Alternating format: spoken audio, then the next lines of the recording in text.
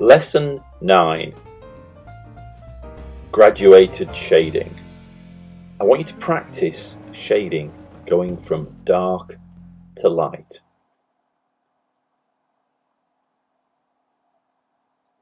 When you can shade well, it will make your sketches look so much better.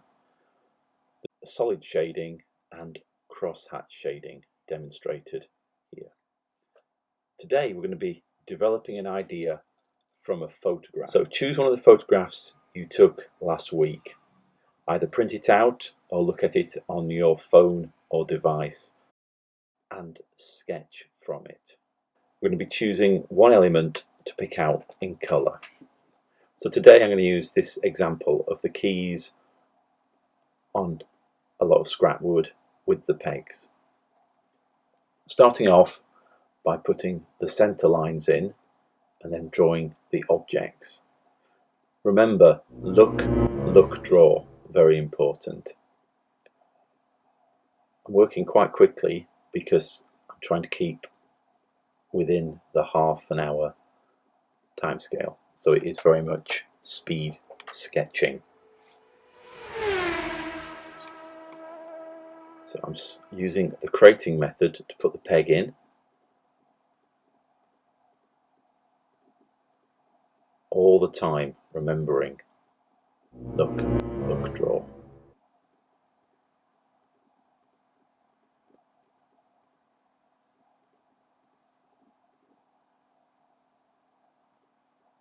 I'm now starting to add some of the shading. I'm not drawing a shape and shading it in. I've just put a line on and then I'm just marking the thickness with the pencil. So it's not painting by numbers, we're just shading straight onto the picture because it's a sketch and we have to work very, very quickly.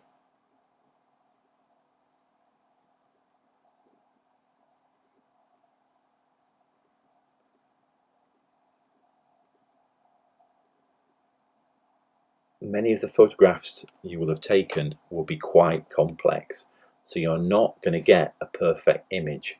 And we've already got an image in the photograph, so we're after a development. We're trying to take what we can see in the picture and develop it using our sketching skills. So I'm adding the shading quite quickly because I'm running out of time, so I've got to sketch really, really quickly.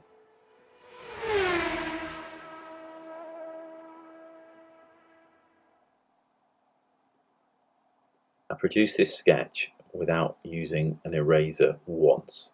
So try to draw lightly to start off with, and then when you're sure the line's in the right place, go over it a little bit heavier and add the shading. What we don't want is a thick black outline around the objects. Several people keep doing that and it does spoil the sketch. Okay, the shading should start to make the lines disappear completely.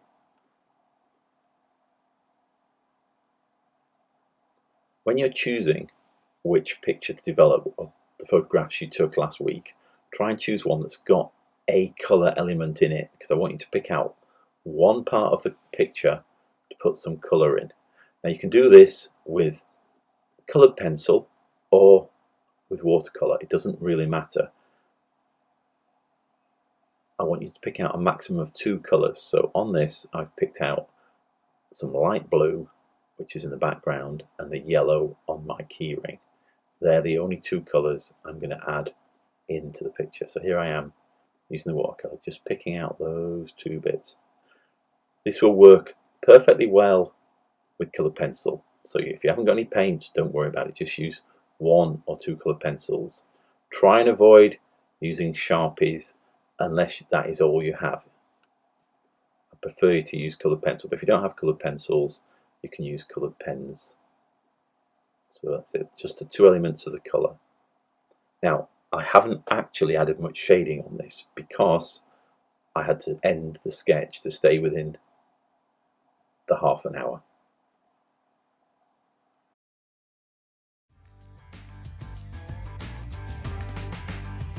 So good luck, and I look forward to seeing your work.